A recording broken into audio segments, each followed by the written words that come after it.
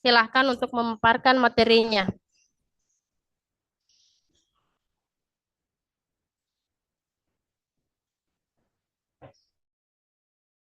Baik, Assalamualaikum warahmatullahi wabarakatuh. Terima kasih Waalaikumsalam kepada warahmatullahi Ibu wabarakatuh. Eka Yanti. Saya ya, baik saya dengan Lainatul Fuada sebagai moderator dari kelompok satu yang akan kami presentasikan pada siang ini yaitu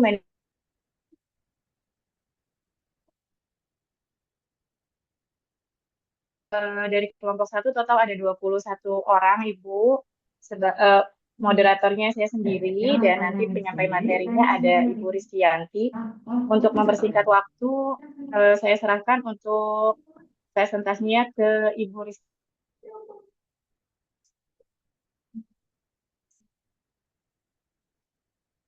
Ya, Assalamualaikum warahmatullahi wabarakatuh.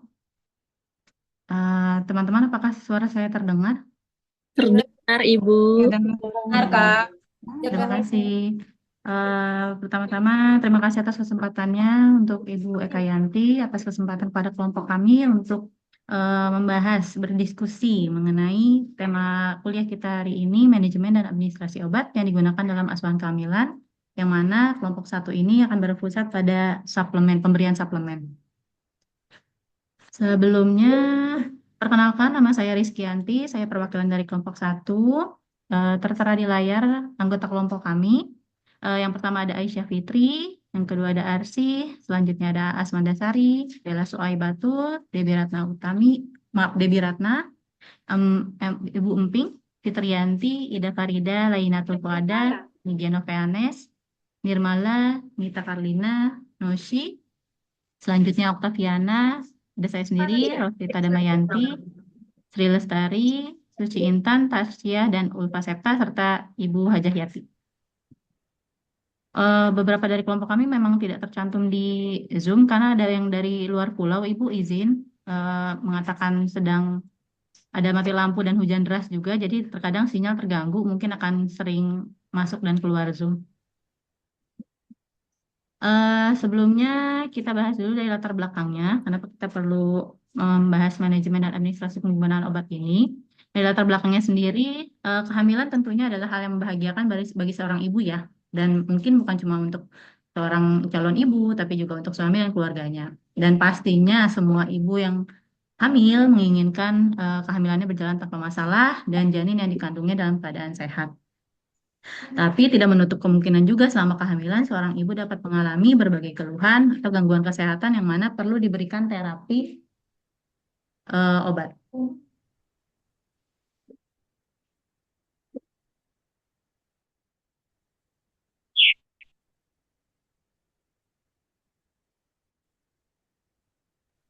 Maaf saya lanjutkan.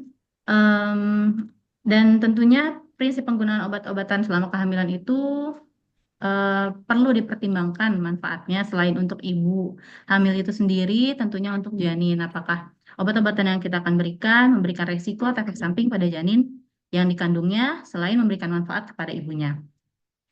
Tentunya segala penggunaan obat dalam kehamilan diperlukan pengawasan dan supervisi dari tenaga kesehatan. Salah satunya adalah peran kita sebagai bidan.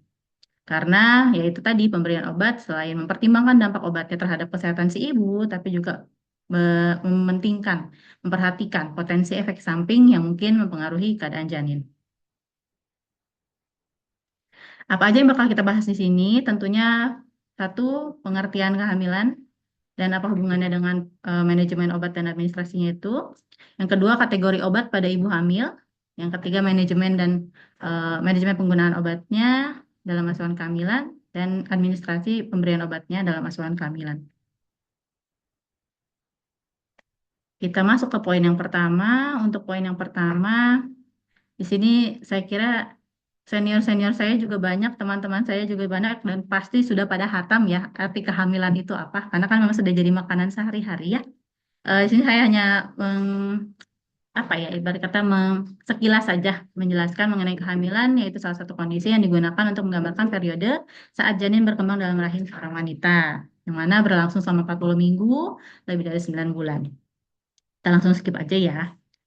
Oh, ada sini yang harus aku baca. Sebagian yang lain menggunakan obat-obatan sebagai upaya untuk menjaga ibu dan janin dalam kondisi yang untuk menjaga ibu dan janin dalam kondisi yang sehat dan optimal ya. Itulah kenapa obat-obatan terkadang perlu kita berikan kepada satu ibu hamil. Kita masuk ke kategori obat pada ibu hamil. Jadi FDA sendiri eh, mengkategorikan eh, kategori obat untuk ibu hamil itu dikategorikan sebagai ke dalam 5 aspek, ke dalam 5 kategori, maaf. Untuk yang kategori pertama itu kategori A, aman untuk janin dan untuk ibunya tentunya, yang mana pada penelitian yang memadai dengan menggunakan pembanding tidak menunjukkan peningkatan resiko abnormalitas terhadap janin. Itu masuk kategori A, misal vitamin C, asam folat, vitamin B6, zinc, dan sebagainya. Yang kedua kategori B. Kategori B itu masuk kategori cukup aman untuk janin. Yang mana kalau dari FDA sendiri mengkategorikannya penelitian pada hewan tidak menunjukkan bukti bahwa obat berbahaya terhadap janin. Tetapi belum ada penelitian yang memadai dan dengan menggunakan pembanding pada ibu hamil. Atau penelitian pada hewan menunjukkan efek yang tidak dikehendaki, tetapi penelitian yang memadai dengan menggunakan pembanding pada ibu hamil tidak menunjukkan resiko juga terhadap janin. Selanjutnya untuk kategori yang ketiga, kategori C, dapat beresiko digunakan jika perlu. Karena di sini kategori C itu menimbang kalau misalnya manfaatnya memang lebih besar, boleh diberikan. Tapi kalau misalnya memang resikonya lebih besar, jangan diberikan. Karena kayak apa ya, di sini obat dianjurkan hanya jika manfaat yang diperoleh oleh ibu atau janin melebihi resiko yang mungkin timbul pada janin. Karena si obat ini setelah dari penelitian dapat menunjukkan manfaat, tapi dapat juga menunjukkan resiko. Dan jika satu kondisi ibu itu ibarat kata menimbang-nimbang lebih besar manfaatnya untuk kesehatan ibu daripada ibarat resikonya, maka itu boleh diberikan. Selanjutnya untuk kategori D, ada bukti positif dari resiko digunakan jika darurat.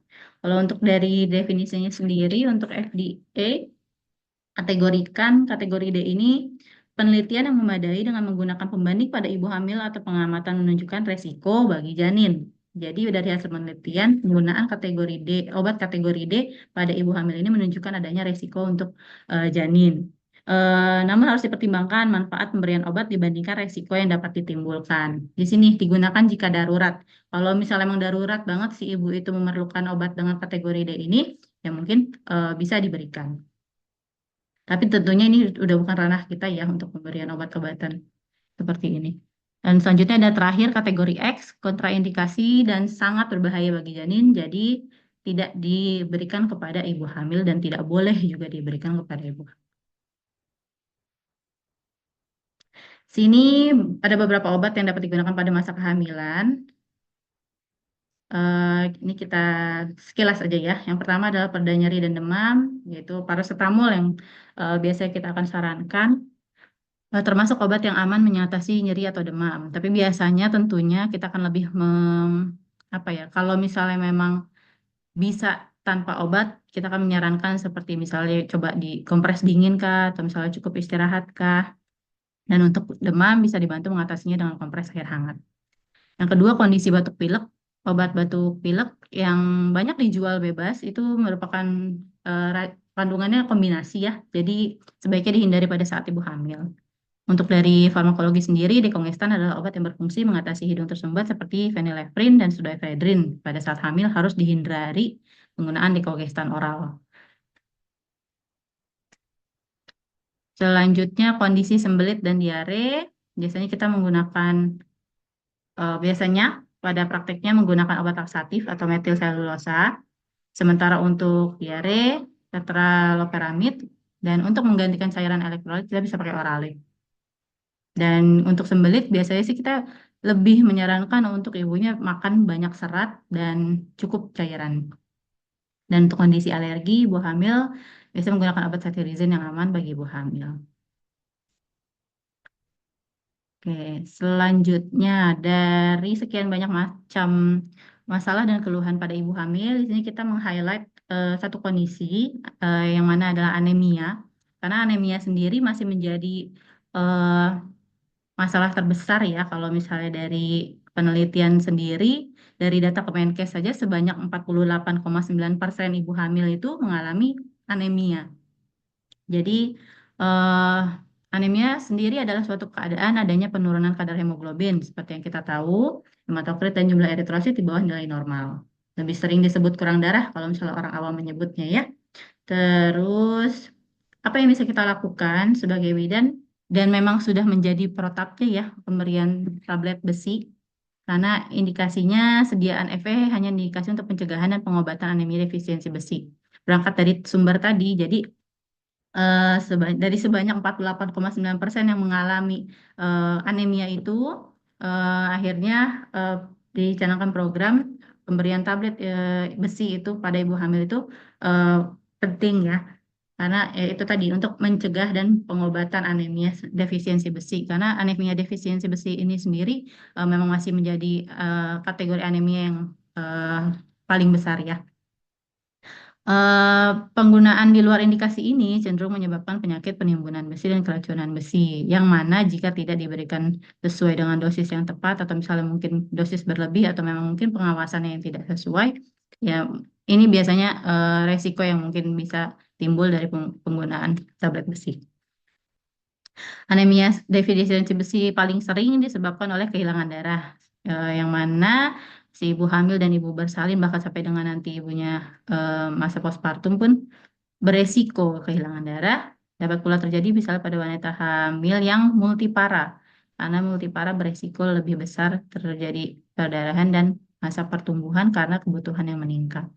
Misal kehamilan pada remaja ya, remaja-remaja, kehamilan pada remaja itu cenderung eh, banyak ibu hamil remaja yang mengalami anemia.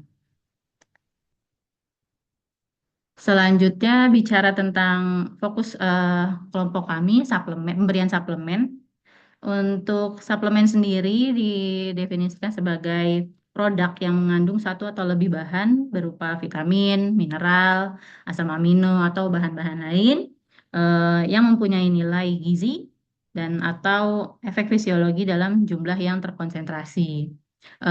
Jadi suplemen yang kita berikan sehari-hari kepada ibu hamil itu biasanya isinya vitamin dan mineral atau mungkin eh, kandungan-kandungan lain yang memang kiranya dibutuhkan oleh ibu hamil.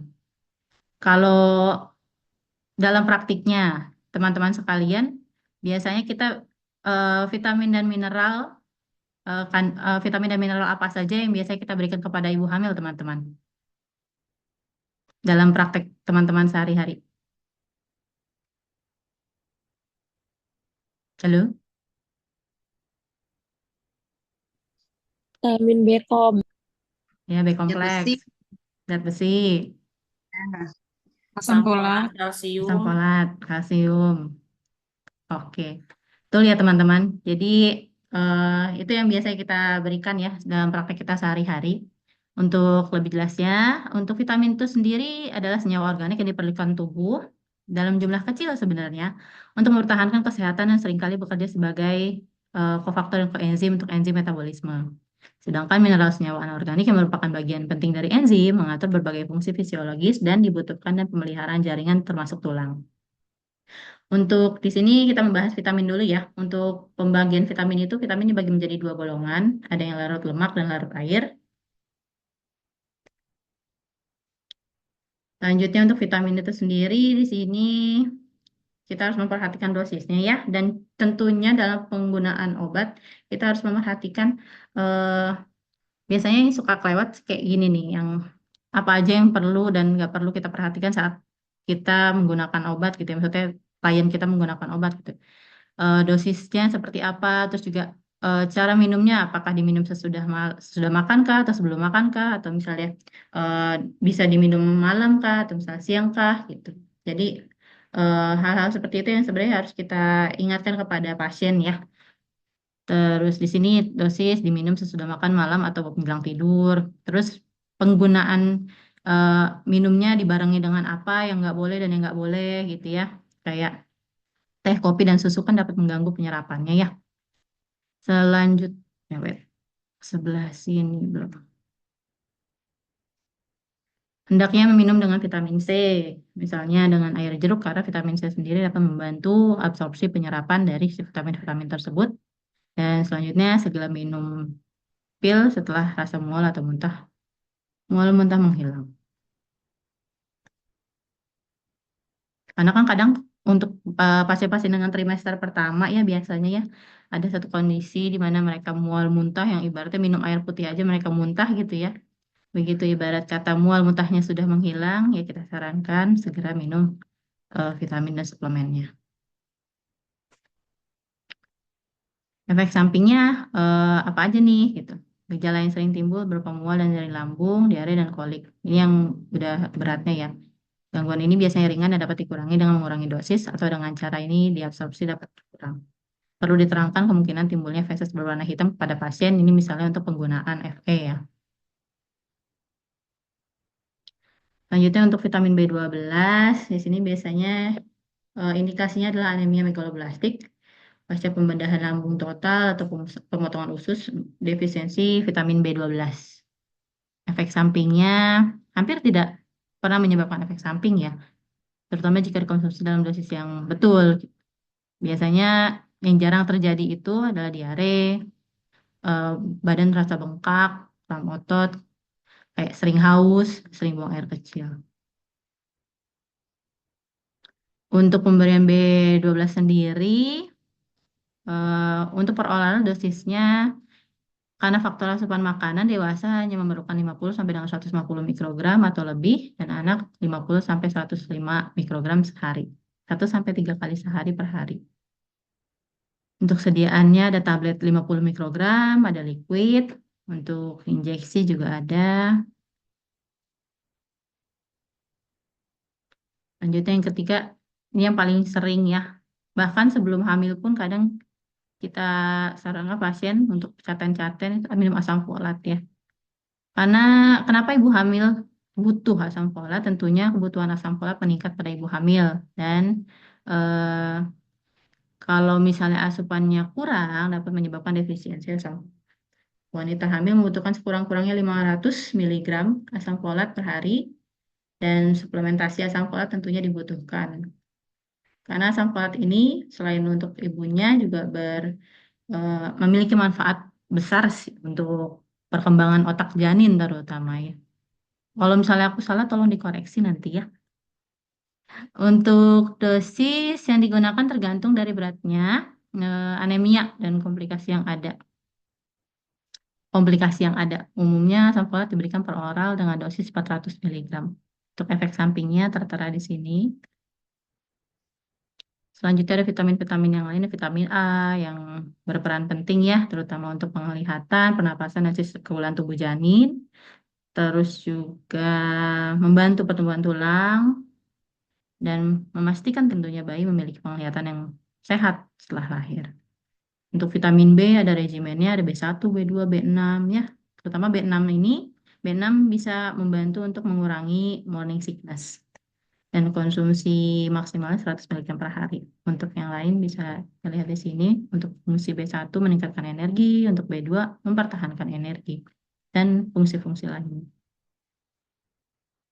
Untuk vitamin C, eh, untuk ibu hamil sendiri membantu penyerapan zat besi, seperti yang tadi ya, mencegah risiko preeklamsi, mencegah diabetes, serta mengoptimalkan pertumbuhan janin. Lanjutnya untuk vitamin D, vitamin yang sangat penting untuk ibu hamil juga. Selain menjaga kesehatan gigi dan tulang untuk ibu hamil, vitamin D ini berperan dalam penyerapan kalsium dan fosfor yang dibutuhkan untuk pertumbuhan tulang janin. Nah, di sini juga ada nih yang paling penting, anak yang lahir dari ibu dengan kadar vitamin D yang cukup juga berpeluang kecil mengalami gangguan hiperaktif dan autism.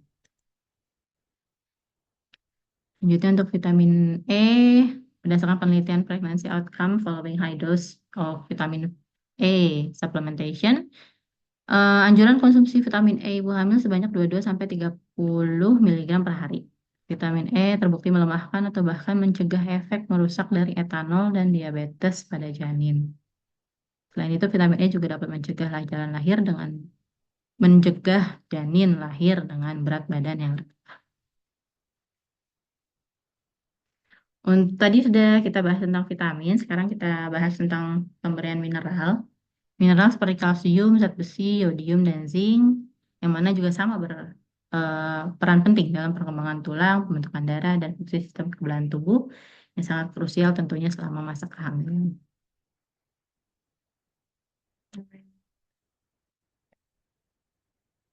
Yang pertama yodium.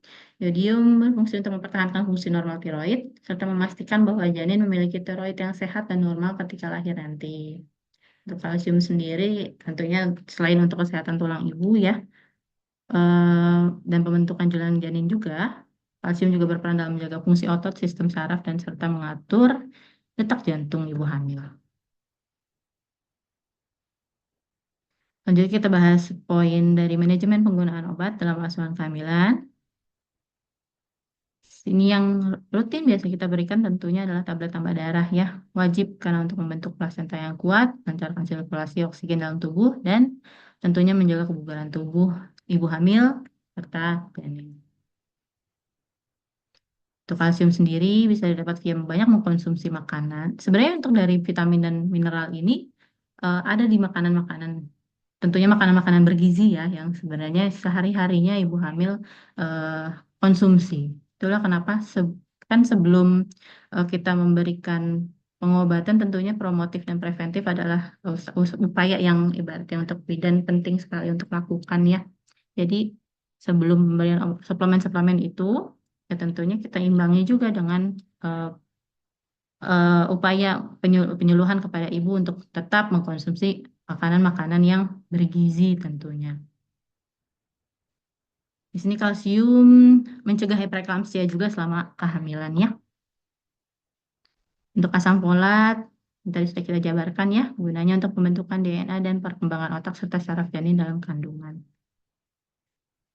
Untuk vitamin, tadi dari sekian banyak manfaat yang dijelaskan ya, selain untuk menjaga daya tahan tubuh dan beragam penyakit yang mungkin menyerang selama kehamilan, tentu juga berperan penting kepada pertumbuhan janin.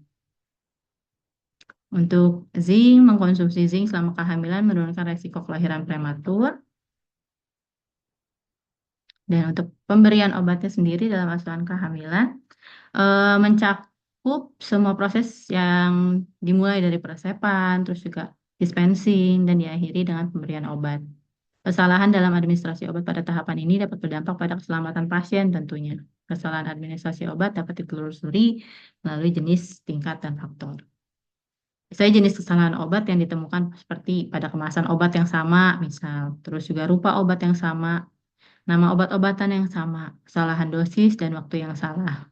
Itu menurut Hamudi, Ismail, dan Yahya pada tahun 2017. Untuk pemberian informasi obat, berdasarkan lembar checklist pemberian informasi obat pada pasien rawat jalan, Permenkes nomor 74 tahun 2016 terdiri dari yang pertama, nama obatnya, yaitu informasi mengenai nama obat dari obat yang kita berikan. Indikasinya, tepat tentang manfaat obatnya. Sediaan obatnya, terus juga dosisnya, cara pemakaiannya, dan penyimpanan obat itu sendiri seperti apa. Oke, dari sekian panjangnya, kita sampai ke kesimpulan di mana manajemen dan administrasi obat dalam asuhan kebidanan sangat penting untuk menjamin keselamatan pasien, efektivitas terapi, dan kualitas pelayanan kesehatan. Penggunaan obat yang tepat sesuai indikasi, dosis, dan cara pemberian yang benar, serta pemantauan efek sampingnya sangat diperlukan dalam konteks kebidanan. Pelatihan dan peningkatan pengetahuan tenaga kesehatan tentang obat-obatan yang digunakan dalam kebidanan juga berkontribusi terhadap pengurangan kesalahan dalam pemberian obat. Sekian pemaparan topik kelompok 1 dari saya. Saya serahkan kembali ke moderator. Terima kasih. Assalamualaikum warahmatullahi wabarakatuh. Waalaikumsalam warahmatullahi wabarakatuh. Terima kasih kepada Ibu Rizky yang telah memaparkan dari kelompok 1. Demikian materi yang bisa kami sampaikan dari kelompok 1. Untuk selanjutnya mungkin kita buka sesi pertanyaan atau bila dari teman-teman dan ibu-ibu semua ada yang perlu didiskusikan atau diceritakan dari pengalaman-pengalaman pribadi, kita persilahkan. Izin bertanya, Baik Ibu, boleh Ibu. Saya dari kelompok 3, nama saya Kokom. Mohon penjelasannya salah satu aspek yang harus diperhatikan dalam manajemen pemberian suplemen pada ibu hamil. Baik. Mungkin kita tampung 3 pertanyaan dulu sebelum dijawab ya, Bu.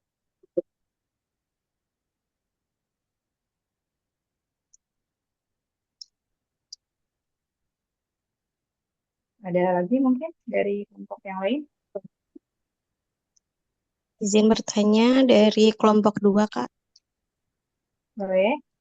Ya, saya Silvi mau tanya dari sekian banyak vitamin, suplemen yang dijelaskan dari kelompok 1, apakah semuanya harus dikonsumsi oleh ibu hamil atau hanya sesuai kebutuhan atau gimana? Terima kasih. Baik.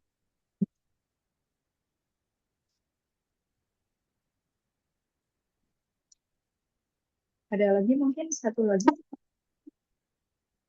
Ya, mungkin pertanyaannya bisa dibatasi.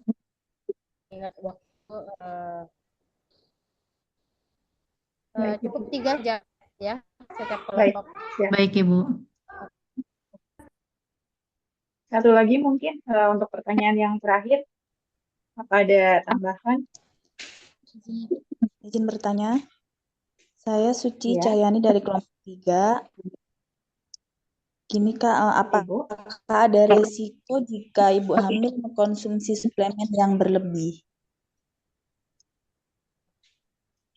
Risiko Terima jika kasih. konsumsi berlebih, Bu.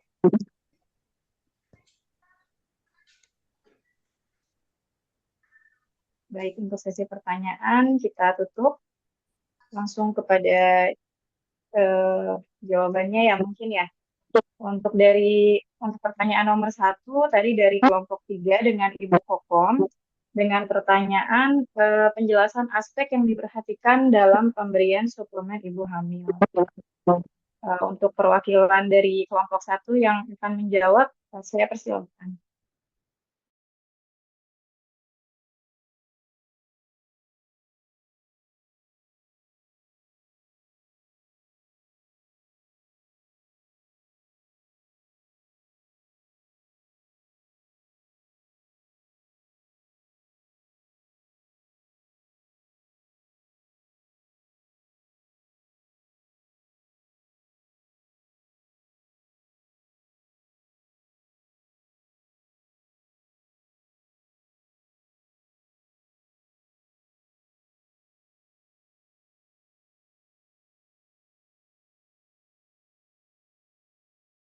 Ya, selamat siang teman-teman semuanya. Izin menjawab pertanyaan dari Ibu Kokom kelompok 3. Jadi semua ibu hamil itu memiliki jenis vitamin yang berbeda-beda yang dikonsumsi. Nah, itu juga karena memang semua kebutuhan nutrisi ibu hamil ini meningkat selama kehamilan, di mana dia harus mengkonsumsi untuk kebutuhan ibunya sendiri dan kebutuhan janinnya. Jadi setiap ibu hamil itu berbeda-beda kebutuhan dari vitamin yang dikonsumsi. Apabila ibu hamil menderita anemia, terkhusus misalkan HB di bawah 9, dia membutuhkannya tablet FE-nya berbeda dengan ibu hamil yang anemia, yang tidak anemia, di mana kebutuhannya itu secara yang kita ketahui misalkan dalam satu kebutuhan minimalnya itu 1 kali 30 miligram selama 90 hari. Dan untuk ibu-ibu yang anemia berat itu juga akan berbeda kebutuhannya. Jadi dapat disimpulkan apabila mengalami anemia yang berat itu harus harus rutin kontrol untuk memeriksakan HB ulang. Terima kasih. Baik, terima kasih kepada Ibu Fitri atas jawabannya. Apakah sudah puas atau ada yang mau didiskusikan dari jawaban Ibu Fitri? Izin sedikit menambahkan, Silakan, saya juga Kak. dari kelompok 1. Jadi memang kebutuhan vitamin tablet tambah darah itu kan disesuaikan dengan kebutuhan pasien seperti yang tadi dijelaskan. Misalnya untuk ibu hamil yang HB-nya normal ya cukup 1 kali sehari artinya atau 90 tablet selama kehamilan. Tapi jika HB-nya rendah atau kurang itu bisa 2 kali sehari eh, atau berarti lebih dari 90 tablet per sama kehamilan dan itu terus dipantau dengan pemeriksaan HB minimal 2 kali selama kehamilan. Terutama di usia kehamilan trimester 3 untuk persiapan persalinan untuk mencegah terjadinya komplikasi perdarahan dan lain sebagainya. Kemudian sedikit menyampaikan yang saya dapat dari seminar waktu itu untuk ibu hamil yang dengan anemia rendah atau kurang dari 10 terutama eh, baiknya konsumsi tablet tambah darahnya dibarengin sama konsumsi makanan tinggi protein karena makanan tinggi protein itu juga akan memaksimalkan fungsi atau kinerja si tablet tambah darah ini eh, untuk menyerap nutrisi dan oksigen yang nantinya baik untuk si bayinya. Mungkin itu saja, terima kasih. Baik, terima kasih kepada Ibu Ida atas tambahan jawabannya ya. Apakah sudah puas untuk yang bertanya dengan jawaban dari kelompok kami?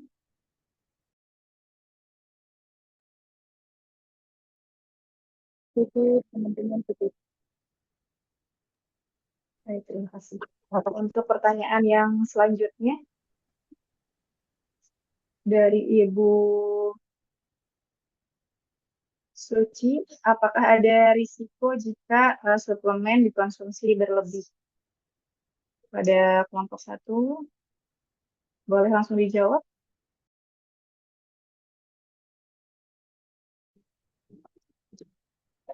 Ya, saya dengan Aisyah ingin coba jawab dari pertanyaan ini.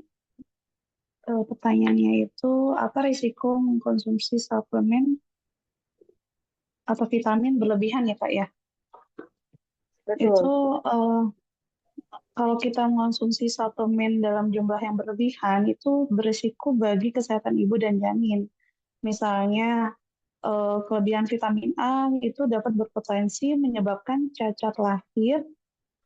Makanya kita disarankan untuk tidak melebihi dosis yang dianjurkan oleh bidan atau dokter gitu.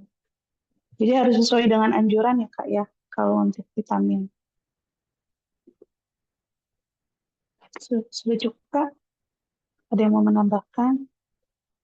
Baik, terima kasih kepada Ibu Aisyah.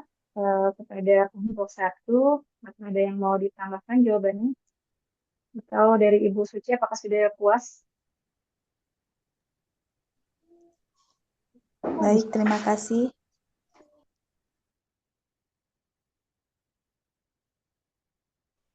Ya, Untuk pertanyaan yang terakhir mungkin ya. Biar gimana Bu? saya potong dulu ya Ibu Bidan ya. Jadi Baik. untuk pemberian suplemen dan vitamin itu sendiri masing-masing ada dosisnya. Dan untuk penggunaannya kan ada pada kehamilan kan ada 3 trimester ya, trimester pertama, trimester kedua, dan trimester ketiga. Saya kira untuk ibu-ibu bidan sudah hatam ya, apalagi yang pengalamannya sudah lama bekerja di klinik, puskesmas, ataupun mungkin ada beberapa ibu-ibu bidan di sini yang memiliki PMB sendiri ya. Jadi untuk pemberian vitamin dan suplemen sendiri itu ada beberapa macam. Di trimester pertama ibu hamil itu membutuhkan apa saja, misalnya asam folat, kemudian vitamin A, vitamin C, vitamin D. Jadi itu ada kegunaannya masing-masing, Ibu ya. Jadi bukan hanya diberikan misalnya trimester pertama itu hanya diberikan asam folat saja, tidak boleh selain dari asam folat itu tidak boleh diberikan suplemen lain. Jadi bukan seperti itu ya Ibu ya. Jadi saya hanya meluruskan saja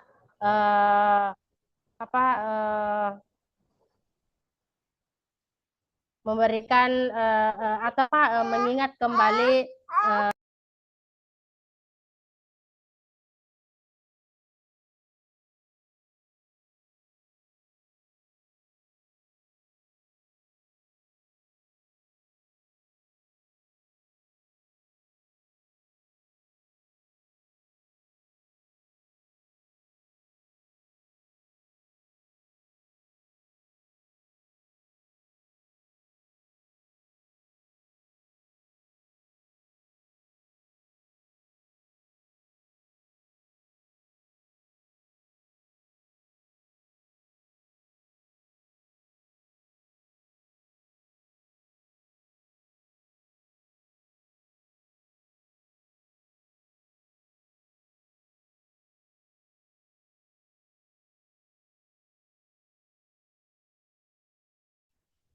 Ya, jadi di trimester pertama apa-apa saja yang dibutuhkan oleh ibu hamil ya.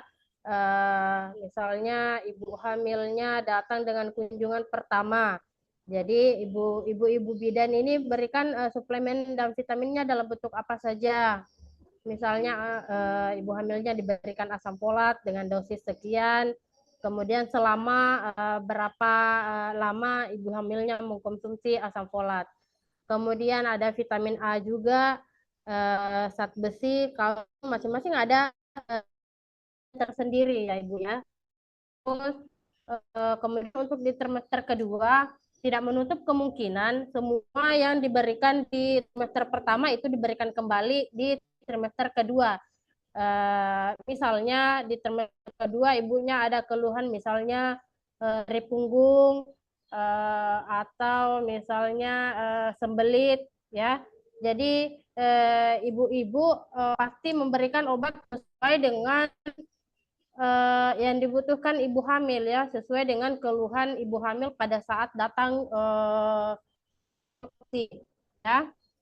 Jadi jika pertanyaan tadi yang mengatakan bahwa apakah semua suplemen dan vitamin itu diberikan kepada ibu hamil, ya, karena pada semester pertama ada beberapa yang diberikan, kemudian di semester kedua hanya beberapa saja dengan dosis tertentu yang sudah ditentukan sesuai dengan peraturan perundang-undangan. Dan kemudian di trimester ketiga disesuaikan juga tambahan dengan keluhan-keluhan dari pasiennya ya. Biasanya ibu-ibunya itu lebih banyak, ibu-ibu hamilnya lebih banyak keluhan di trimester pertama yang membutuhkan lebih banyak lebih banyak suplemen dan vitamin, dan di trimester atau trimester akhir ya. Jadi seperti itu. Oke, lanjut. Mas, pertanyaan yang belum terjawab, silahkan. Baik, Ibu. Untuk pertanyaan dari Ibu Silviana, dari kelompok 2, apakah semua suplemen yang dijelaskan harus dikonsumsi ibu hamil dan hanya sesuai kebutuhan saja atau bagaimana? Sepertinya tadi penjelasan dari Ibu Eka Yanti sudah mewakili jawaban dari pertanyaan dari Ibu Silviana. Untuk Ibu Silviana, bagaimana? Apakah sudah puas atau ada yang mau didiskusikan lagi? Iya, sudah jelas. Baik, terima kasih. Untuk sesi pertanyaan sudah selesai dari kelompok 1. Untuk mempersingkat waktu, mungkin cukup sekian dari yang disampaikan oleh kelompok kami. Kepada Ibu Eka, jika ada yang mau ditambahkan atau sarannya, kami persilakan. Terima kasih.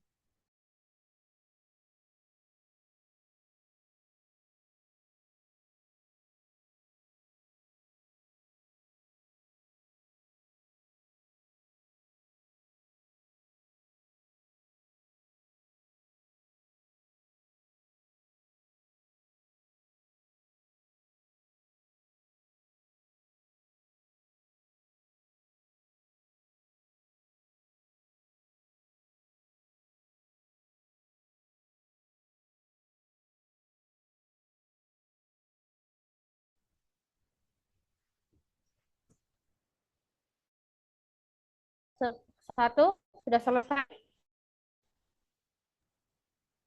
Izin sudah Ibu, sudah selesai untuk pemaparan materi dan jawaban yang tadi ditanyakan sudah terjawab semua. Oke, kita lanjut ke kelompok 2. Silakan.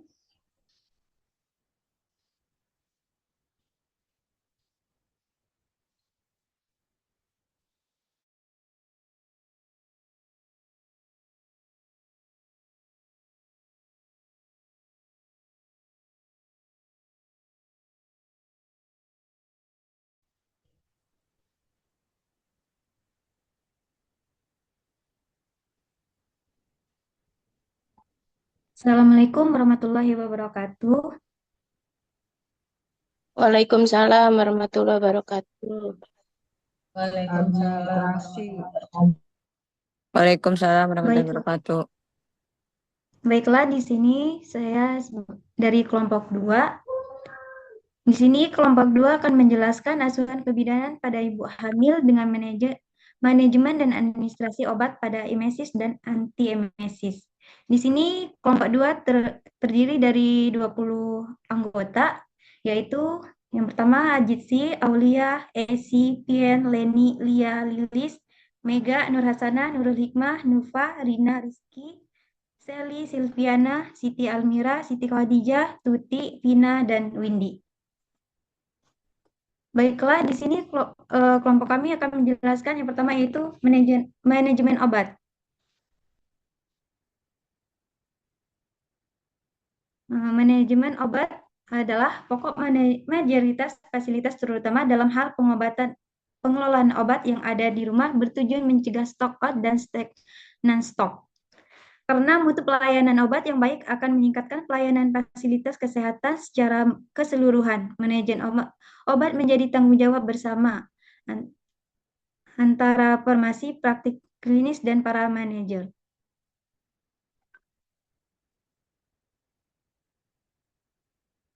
Ibu hamil pasti merasakan terjadinya perubahan kehamilan disebabkan kenaikan kadar estrogen, progesteron, dan pengeluaran produksi hormon kronik gonadotropin atau HCG yang disebabkan keasaman lambung sehingga memicu munculnya rasa mual muntah. Rasa mual dan muntah tempat penyebab yang jelas termasuk gejala pada awal kehamilan yang disebut dengan emesis gravidarum. Antiemetika atau obat anti mual adalah obat-obatan yang digunakan untuk mengurangi atau menghilangkan rasa mual dan muntah. Obat-obatan tersebut bekerja dengan mengurangi hiperaktif refleks muntah berupa anastit, anestesi lokal, adrosoben, obat pelindung yang melapisi mukosa gestasional, atau obat yang menghindari distensi dan menstruasi peregangan saluran gastrointestinal.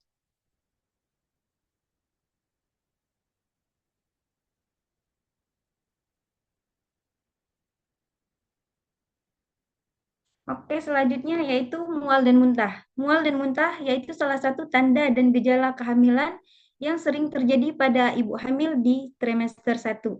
Namun pada beberapa kasus dapat juga berkelanjutan sampai kehamilan trimester kedua dan ketiga, tapi itu juga jarang terjadi.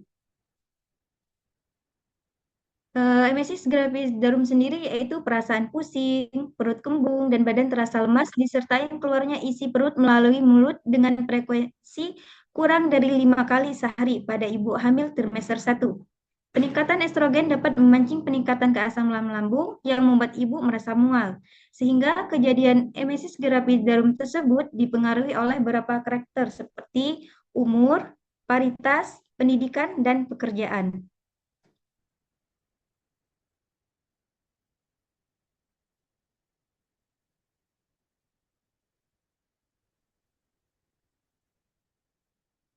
Apa saja faktor-faktor yang mempengaruhi emesis gravidarum? Yaitu faktor pertama yaitu hormonal, yang kedua paritas, ketiga faktor usia, keempat faktor pekerjaan, faktor gizi, dan faktor psikologis. Yang pertama yaitu faktor hormonal.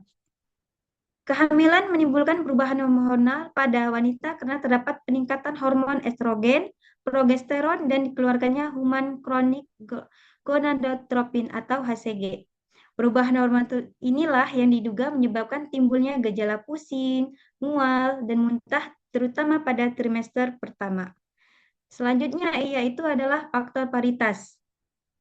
Ini sering dijumpai pada wanita yang pernah hamil dan melahirkan karena diduga produksi hormon estrogen dan metabolisme tubuh wanita diubah oleh kehamilan yang pertama sehingga banyaknya estrogen bebas lebih sedikit pada kehamilan berikutnya.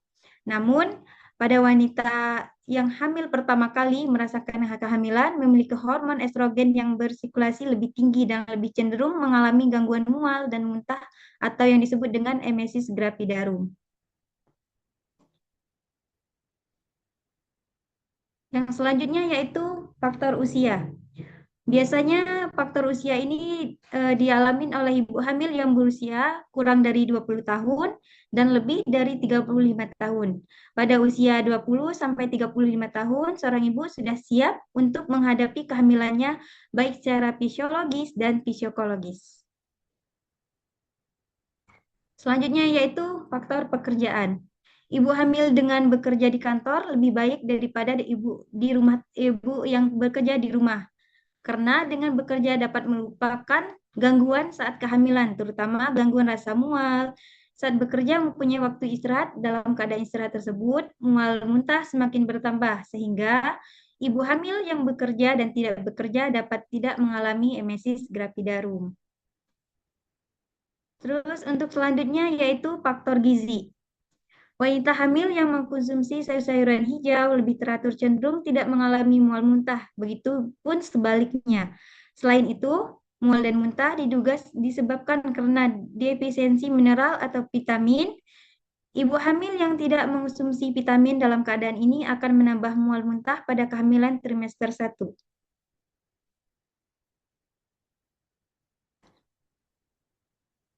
Yang terakhir yaitu faktor psikologis.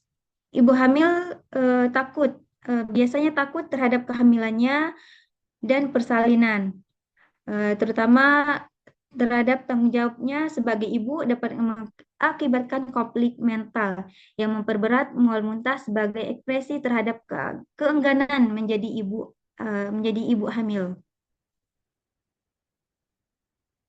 Untuk selanjutnya yaitu di sini ada jenis-jenis emesis. Di sini ada 2 jenis. Yang pertama yaitu morning sickness atau yang disebut emesis gravidarum, yaitu ini mual muntah yang ringan yang sering terjadi terutama pada pagi hari. Tetapi untuk emesis gravidarum biasanya berlangsung sepanjang hari. Biasanya dimulai pada minggu keempat hingga minggu ke-16 kehamilan. Yang selanjutnya itu hipermesis gravidarum. Yang ini lebih berat, sehingga sering terjadi secara terus-menerus sepanjang hari yang bisa menyebabkan penurunan berat badan, dehidrasi, dan ketidakseimbangan elektrolit. Ini membutuhkan intervensi medis yang lebih serius. Dan selanjutnya yaitu manajemen emesis pada kehamilan. Yang pertama yaitu perubahan gaya hidup dan diet. Salah satunya itu makan dalam porsi kecil dan sering, menghindari makanan yang berbau tajam atau berminyak, mengonsumsi makanan yang mudah dicerna seperti biskuit atau roti, dan selanjutnya itu minum cairan di antara waktu makan untuk mencegah dehidrasi.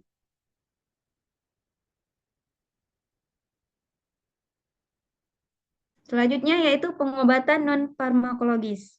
Ibu hamil tidak semua dapat menjalani terapi dengan menggunakan obat-obatan. Ada beberapa ibu yang tidak suka apabila mengkonsumsi obat. Aromaterapi berasal dari 2 kata yaitu aroma dan terapi. Aroma berarti bau harum atau bau-bauan dan terapi berarti pengobatan. Sehingga aromaterapi adalah salah satu pengobatan penyakit dengan menggunakan bau-bauan yang umumnya berasal dari tumbuh-tumbuhan, serta berbau harum, gurih, dan enak yang disebut dengan astrisi. Aromaterapi merupakan istilah modern yang dipakai untuk proses penyembuhan kuno yang menggunakan sari tumbuhan aromaterapi.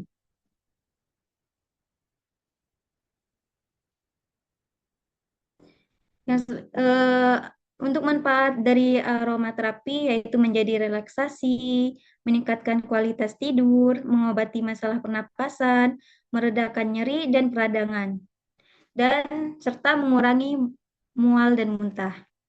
Untuk teknik pemberiannya biasanya digunakan dengan berbagai cara, yaitu dengan salah satunya pakai inhalasi, pijat, atau kompres, dan bisa juga direndam. Dan untuk selanjutnya itu pengobatan farmakologis. Pengobatan antiemetik harus diberikan secara bertahap, mulai dengan opsi paling aman seperti B6 dan dosilamid sebelum melari ke obat-obat yang lebih kuat seperti Ondan atau metoclopramide jika gejala tidak terkontrol.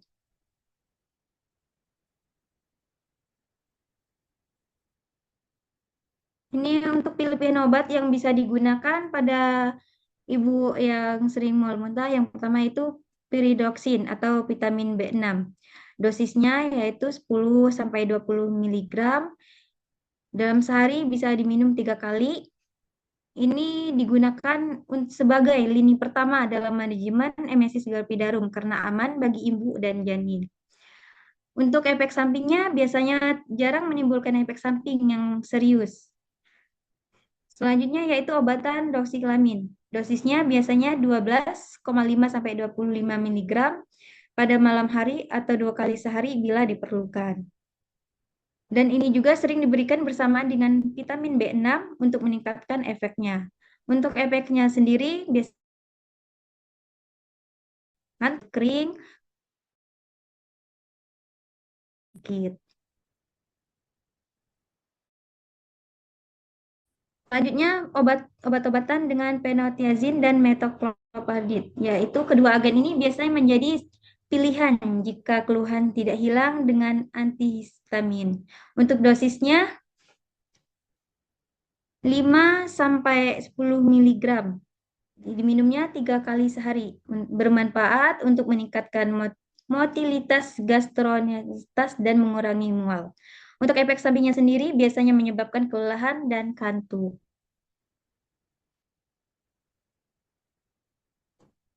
Dan selanjutnya yaitu ondan. Ondan paling sering diberikan pada ibu hamil. Dan ini juga bisa digunakan untuk terapi mual muntah kehamilan. Indikasinya on label untuk mencegah dan mengobati mual muntah karena induksi, sitostik, dan radioterapi postoperatif. Untuk dosisnya yaitu biasanya digunakan 4-8 mg dan diminum secara sehari itu bisa 2-3 kali. Ini juga untuk efek sampingnya biasanya menyebabkan sakit kepala dan diare. Untuk selanjutnya yaitu promethazine. Dosisnya 12,5 sampai 25 mg setiap 4 sampai 6 jam. Digunakan dalam kasus yang lebih berat. Dan efek sampingnya biasanya menyebabkan mulut kering dan sembelit. Terakhir yaitu dimenhydrinate, yaitu dosisnya 50 sampai 100 mg setiap 4 sampai 6 jam, maksimal 200 ml per hari. Sering digunakan untuk mengurangi mual terkait perjalanan atau vertigo, tetapi ini juga dapat membantu dalam kehamilan dengan emesis. Untuk efek sampingnya sendiri biasanya menyebabkan mulut kering dan kantuk. Baiklah, sekian presentasi dari kelompok 2. Untuk kelompok yang ingin bertanya, dipersilahkan.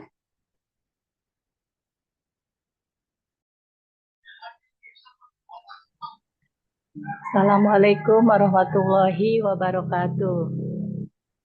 Waalaikumsalam warahmatullahi wabarakatuh. Saya Yati Rahayati dari kelompok 1 mau menanyakan tentang bagaimana jika ibu hamil mengalami hiperemesis, kemungkinan apa dampak yang terburuknya pada ibu dan janinnya itu. Makasih. Baik, terima kasih kepada Ibu Yati Rohati.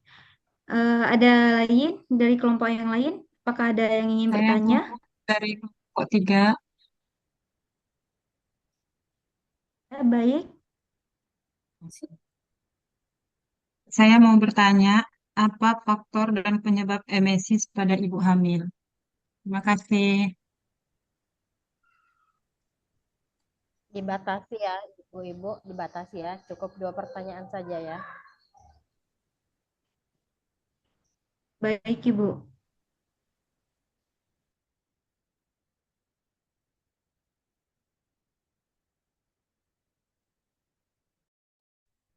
Untuk pertanyaan pertama dari kelompok 2 yang ingin menjawab pertanyaan dari Ibu Yati Rohayati, dipersilahkan.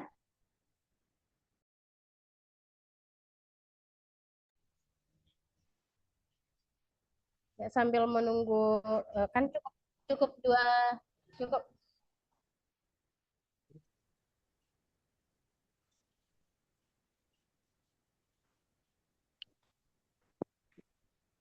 Assalamualaikum warahmatullahi wabarakatuh. Waalaikumsalam warahmatullahi wabarakatuh. Izin menjawab pertanyaan tadi ya Ibu Yati ya. Apa dampak buruk pada ibu dan janin terhadap yang mengalami hiperemesis ya? Iya. Berarti dampaknya itu sangat tidak bagus ya ibu-ibu. Tubuh akan kekurangan nutrisi, ibu mengalami hiperemesis gravidarum yang sangat parah, nutrisi ibu hamil tidak akan terpenuhi, kemudian suplai nutrisi dan vitamin ke bayi pun tidak akan terpenuhi, dan akan mengancam bayi, kesehatan, keselamatan janin pada kehamilan tersebut. Bisa menjadi lahir cacat, BBLR, bahkan yang paling tidak diinginkan. Kemudian ibu juga bisa menjadi dehidrasi, jika terus-terusan dan muntah, maka cairan dalam tubuh pun akan terus berkurang dan menyebabkan bayi kekurangan oksigen, cairan dan plasma akan semakin menipis. Dehidrasi juga menyebabkan hemokonsentrasi sehingga aliran darah ke plasenta itu berkurang. Kondisi ini menyebabkan oksigen juga akan berkurang dan mengganggu pertumbuhan dan perkembangan janin. Itu jawabannya, Bu. Iya, terima kasih. Ya, terima kasih, Bu. Ya. Bagaimana Ibu Yati? Apakah jawaban dari Mbak Ibu Aulia sudah cukup atau kurang jelas? Cukup, Kak. Ya, cukup, baiklah. Atau ada yang kelompok lain ingin menambahkan jawaban? Boleh.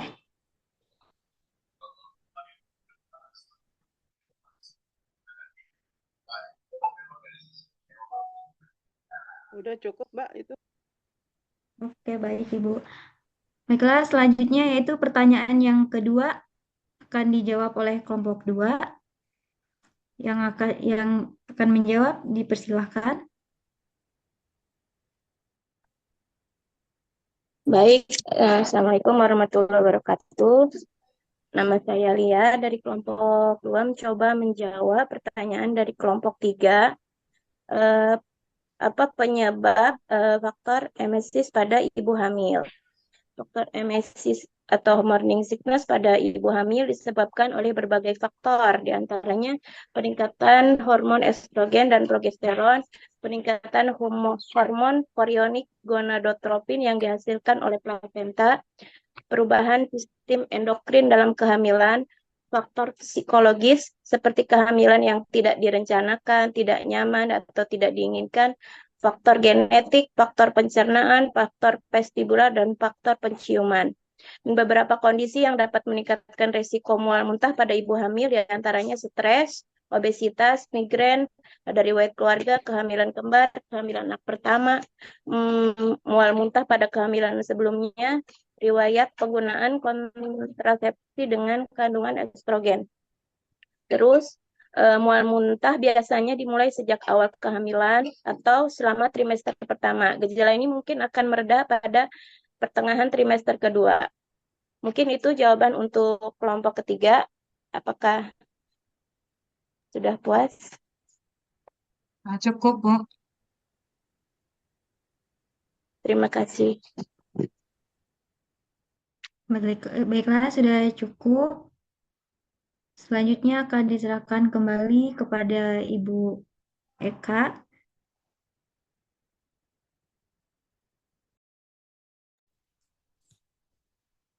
Ya, jadi itulah tadi pemaparan dari kelompok 2 ya, tentang kasusnya tentang emesis ya. Jadi sebenarnya untuk tampilan PowerPoint-nya sudah bagus, kemudian materinya sudah mengambil kasus tentang emesis dan obat yang diberikan ya. Tetapi saya lihat ternyata di background-nya di sini terlihat dosen pembimbingnya Ibu Titin Eka Sugiantini ya. Jadi diperbaiki kembali untuk PowerPoint-nya ya. Ya, kemudian Baik, tadi Ibu. ada pertanyaan tentang apakah dampak buruk yang terjadi jika ibu hamil mengalami emesis, hiperemesis ya. Jadi beda tipis antara emesis dengan hiperemesis ya. Tetapi untuk penanganannya sebenarnya hampir sama. Biasanya ibu hamil mengalami hiperemesis itu pada trimester pertama, ya. Jadi misalnya pasien datang dengan keluhan mual muntah, kemudian sudah tidak haid kurang lebih 2 bulan. Pertanyaannya apakah bisa dikategorikan ibu hamil tersebut hamil atau tidak? Ya, gimana untuk ibu-ibu? Apakah bisa dikategorikan ibu hamil tersebut mengalami hamil atau tidak? Dicek dulu kali ya Bu itunya. Di tes pack dulu ya Bu ya. Belum Bu, sebelum positif tes pack-nya. Ya, jadi langkah awalnya adalah planotes ya. Jadi tes dulu apakah betul-betul ibunya hamil atau tidak ya, itu adalah langkah awal. Jadi yang saya sebutkan tadi itu adalah pernyataan merupakan contoh yang akan ibu-ibu bidan nanti hadapi setelah selesai kuliah akan menghadapi soal-soal ujian ya. Ibu-ibu bidan nanti akan menghadapi uji kompetensi ya. Syaratnya harus lulus uji kompetensi dulu baru bisa wisuda ya. Oke. Jadi tadi yang saya sebutkan itu merupakan salah satu pernyataan untuk menguji ibu-ibu semua ya, menguji kembali atau mengingatkan ibu-ibu kembali mengenai teori-teori yang sudah dipelajari. Ya, jadi tadi jawabannya adalah planotes dulu untuk langkah awal ya. Jika pertanyaannya adalah langkah awal untuk menentukan ibu tersebut betul-betul hamil atau tidak ya. Jawabannya adalah planotes. Kemudian jika betul ibu tersebut ternyata positif hamil, pertanyaan selanjutnya adalah tindakan apa yang diberikan oleh ibu tersebut. Paham maksudnya ibu-ibu? Ini adalah tindakan awal, bukan langkah awal. Tindakan awal apa yang diberikan jika mendapatkan kasus hiperemesis? Menggali informasi dulu Bu, melalui konseling atau konseling. Ada pendapat lain? Pemberian vitamin B6 biasanya.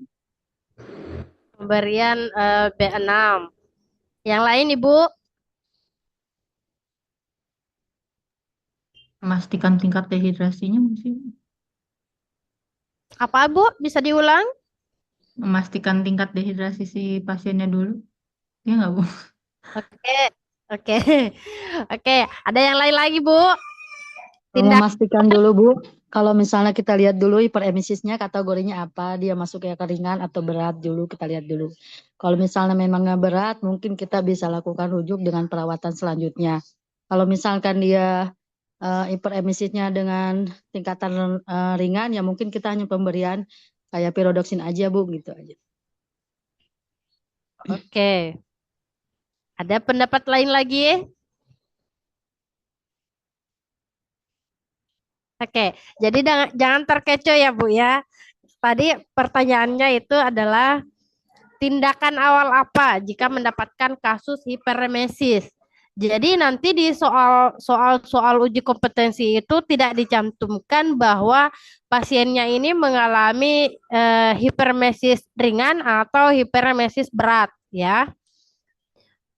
Jadi pernyataannya itu hanya dalam bentuk pasien tersebut mual muntah, sudah tidak haid selama kurang lebih 2 bulan. Hasil planotes positif.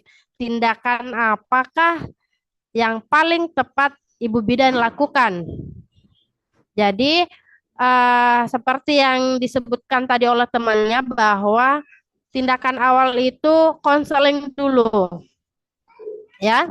Konseling dulu dengan apa yang sudah dialami oleh ibu hamil tersebut, ya. Kemudian jika beberapa jawaban ada di antara pernyataan tadi itu, langkah selanjutnya setelah konseling adalah pasang infus, karena tindakan yang ditanyakan kan tindakan awal, ya. Jadi jawabannya adalah pasang infus dulu.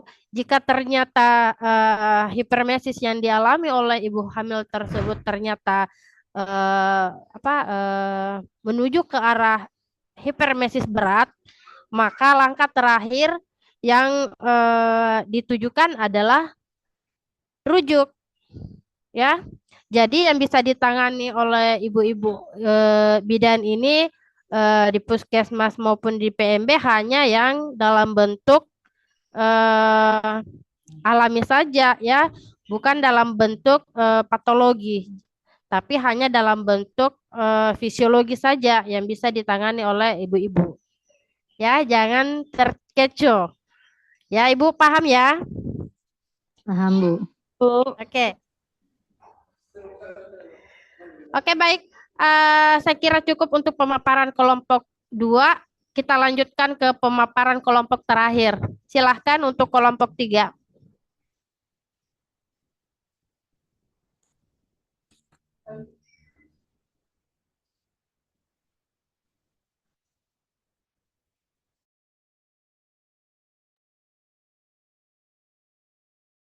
Assalamualaikum warahmatullahi wabarakatuh. Waalaikumsalam.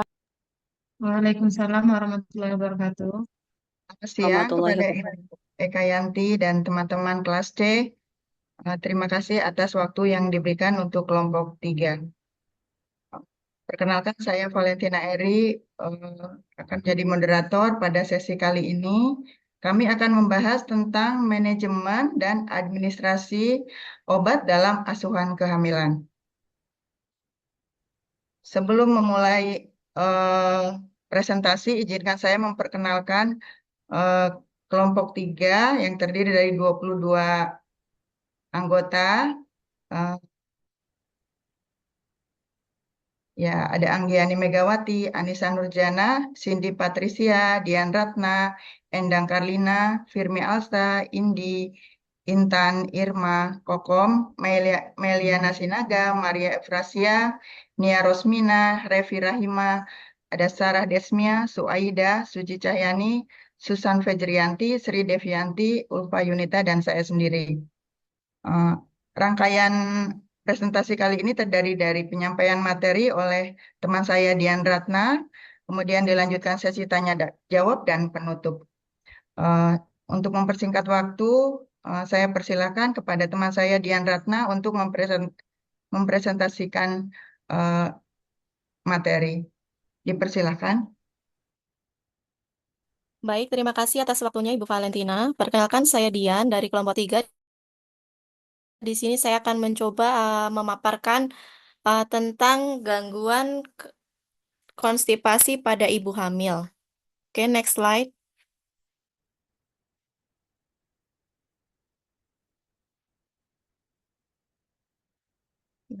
Untuk di sini latar belakangnya adalah konstipasi pada ibu hamil bila terjadi secara terus-menerus, berdampak pada kesehatan fisik, psikologis, dan sosial yang menyebabkan rasa tidak nyaman, persepsi citra tubuh yang negatif, gangguan psikologis seperti rasa frustasi dan suasana hati yang buruk, menurunnya kualitas hidup, dan beresiko terjadinya hemoroid.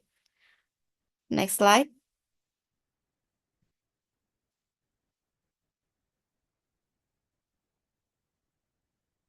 Oke, rumusan masalahnya adalah bagaimana manajemen dan administrasi dalam asuhan kehamilan dengan masalah konstipasi. Tujuannya adalah untuk memenuhi tugas mata kuliah asuhan kebidanan dalam kehamilan, mengetahui pengertian dari konstipasi, mengetahui masalah konstipasi bagi ibu hamil dan janin, mengetahui penyebab dan dampak konstipasi, mengetahui jenis, dosis, dan efek samping obat laksatif.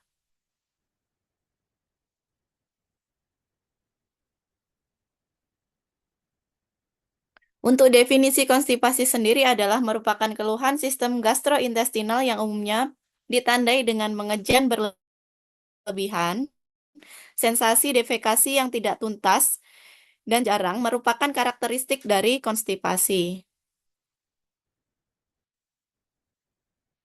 Konstipasi biasanya disebabkan karena tidak adanya gerakan peristaltik pada usus besar serta menimbulkan perut terasa tidak nyaman.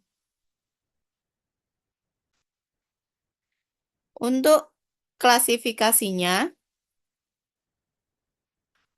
nah, di sini ada dua, yaitu konstipasi kelainan struktural yang terjadi melalui proses obstruksi aliran tinja. Yang kedua adalah konstipasi fungsional yang berhubungan dengan gangguan motilitas kolon atau anorektal. Tanda dan gejalanya.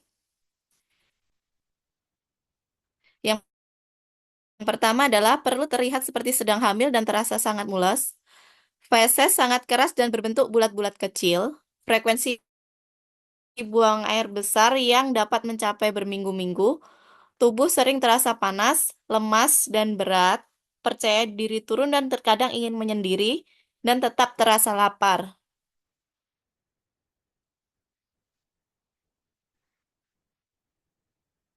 Nah, untuk patofisiologinya, ini pada wanita hamil biasanya terjadi perubahan hormonal yang drastis, yakni berupa peningkatan hormon progesteron selama kehamilan. Sedangkan untuk sifat dari hormon progesteron ini adalah dia relaksasi otot untuk memberi tempat janin berkembang.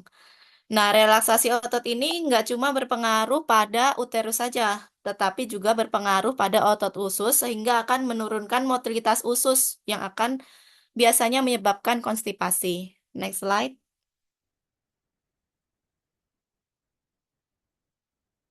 Nah, ini untuk pathway-nya. Yang pertama adalah perkembangan janin meningkat, uterus membesar, Untuk selanjutnya adalah tinjanya terhambat karena tekanan pada usus besarnya meningkat dan terjadi konstipasi.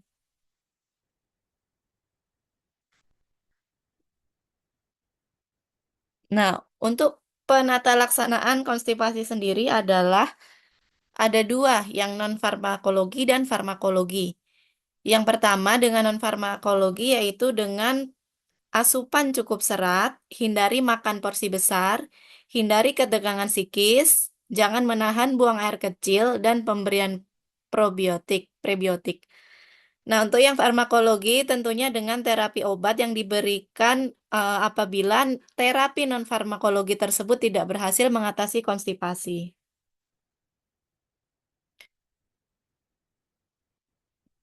Untuk komplikasi dari konstipasi ini, yang pertama adalah hemoroid atau wasir, fisura ani, impaksi feses, dan prolaps rektum.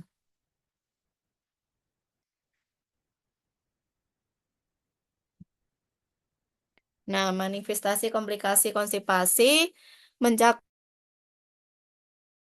defekasi kurang sering dibandingkan pola normal, sering ketidaknyamanan abdomen, anoreksia, mengejan saat defekasi, kram abdomen, dan sensasi penuh pada area rektal merupakan manifestasinya. Selanjutnya, untuk pemeriksaan fisik pada wanita hamil yang mengalami susah buang air besar, ditujukan untuk mencari faktor lain yang menyebabkan konstipasi. Biasanya dilakukan pemeriksaan colok dubur juga perlu dilakukan untuk menilai adanya fecal impact, massa tumor, fisura ani, dan hemoroid. Selanjutnya, untuk pemeriksaan penunjangnya, ada 4, yakni tes darah, barium enema, fisiologi anorektal, dan program defekasi.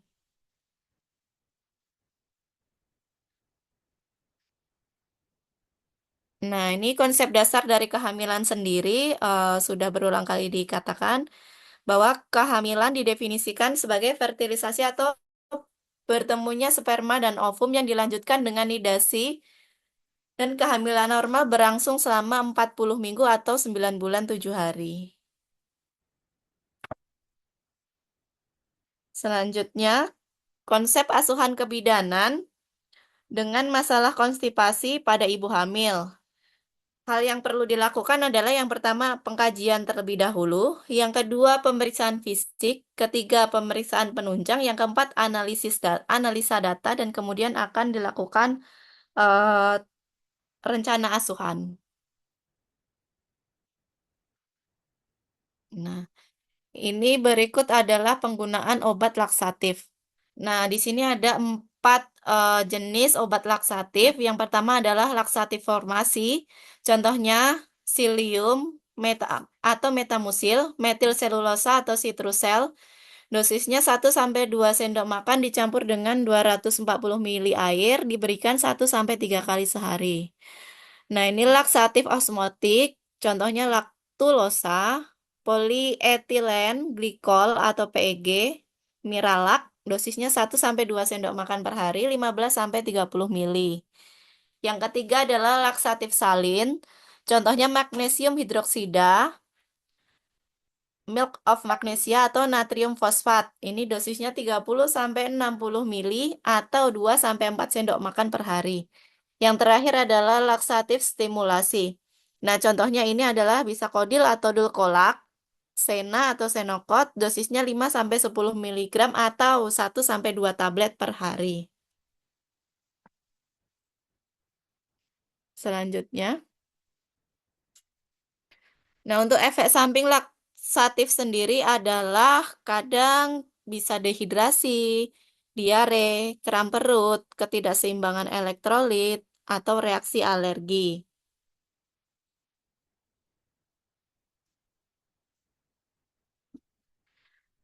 Untuk rekomendasi manajemen laksatif ini sendiri, yang pertama adalah perubahan pola makan. Nah, karena di sini pola makan juga berpengaruh terhadap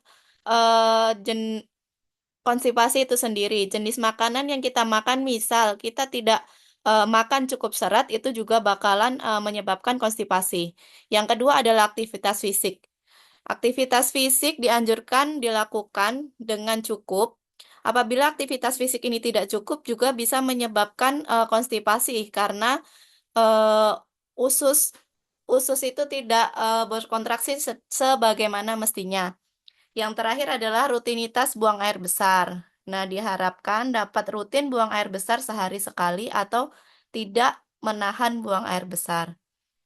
Hindari faktor pemicu, penggunaan suplemen, dan konsultasi dengan tenaga medis. Next. Untuk kesimpulannya, kehamilan ini merupakan kejadian fisiologis yang perlu disadari oleh semua wanita. Wanita akan sering mengalami berbagai keluhan, salah satunya yaitu konstipasi bahkan sampai hemoroid.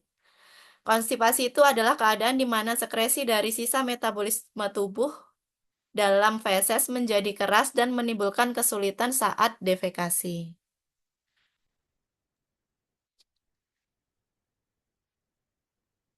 Selanjutnya. Nah, ini saran yang dapat kelompok kami sampaikan. Yang pertama adalah bagi ibu hamil, diharapkan pasien mampu mengatasi masalah BAB dengan menjaga asupan makanan tinggi serat. Yang kedua, bagi keluarga, diharapkan keluarga dapat membantu pasien dalam meningkatkan asupan makanan tinggi serat, cairan, dan mampu ikut dalam pemantauan aktivitas fisik. Yang ketiga adalah bagi institusi, diharapkan hasil makalah ini bisa digunakan sebagai salah satu dasar atau referensi untuk penelitian di masa yang akan datang. Oke, demikian presentasi dari kelompok kami. Terima kasih dan mohon maaf apabila ada kekurangan dalam penyampaian. Akan saya kembalikan lagi kepada Ibu Moderator, Ibu Valentina, dipersilahkan. Terima kasih Mbak Dian atas presentasinya. Kali ini kita akan masuk ke sesi tanya-jawab. Mungkin dibatasin 3 pertanyaan saja kepada teman-teman kelompok 1 dan 2 yang akan bertanya, dipersilahkan. Izin bertanya dari kelompok 2. Baik, pada Mbak Nurfa Diana ya? Iya, Silakan Mbak. di sini saya ingin menanyakan tentang konstipasi. Jadi di saat ibu hamil sedang mengalami konstipasi, Dan ketika dia sedang BAB, apakah boleh mengejan atau tidak? Terima kasih. Baik. Ada lagi dari teman-teman yang lain? Saya mau bertanya, Ya, Mbak Debi, silakan. apakah konsumsi obat lansatif meningkatkan resiko keguguran? Saya dari kelompok 1.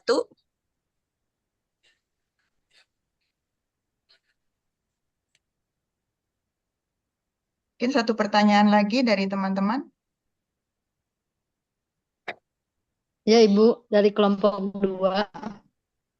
Ya, Bu Esi, mangga silakan. Yang kita kan tahu kalau ibu hamil pola makannya pada suka berubah-ubah ya Bu, apalagi pada trimester pertama. Nah, yang saya mau bertanyakan yaitu apa penyebab dari konstipasi pada ibu hamil ini? Baik, kita mulai jawab ya dari 3 pertanyaan ini. Teman-teman kelompok 3 yang akan menjawab dari pertanyaan Mbak Nurfadiana kelompok 2.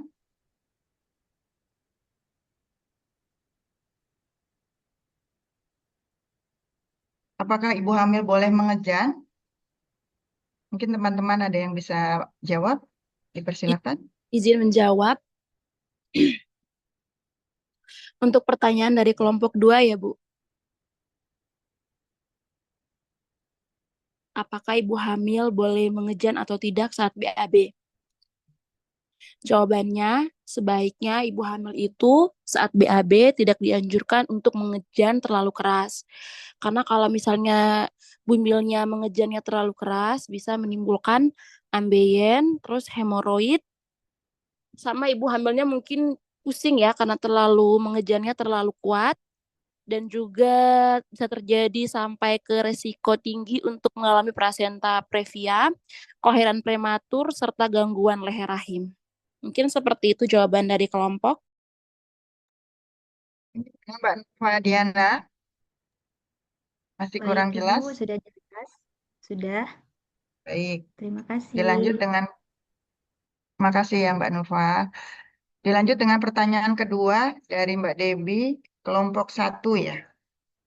Apakah konsumsi laksatif itu meningkatkan resiko keguguran? Silakan bagi teman-teman yang ingin menjawab.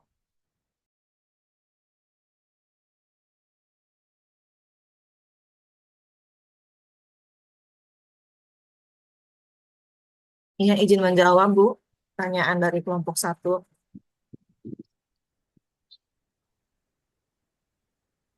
Pertanyaannya, apakah mengonsumsi obat laksatif meningkatkan risiko keguguran ya?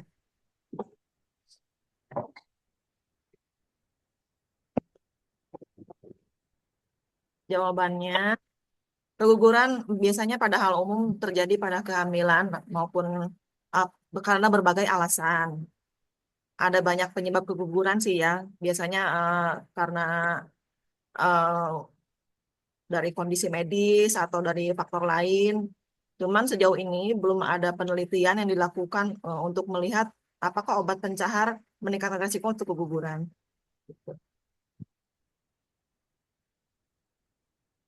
Bagaimana Mbak Debi? Iya, terima kasih atas penjelasannya. Sudah mengerti. Ya, terima kasih. Kita lanjut ke pertanyaan ketiga dari Bu Esi Daryansi, kelompok 2. Apa yang menyebabkan konstipasi pada ibu hamil? Bagi teman-teman, mangga dipersilakan yang ingin menjawab.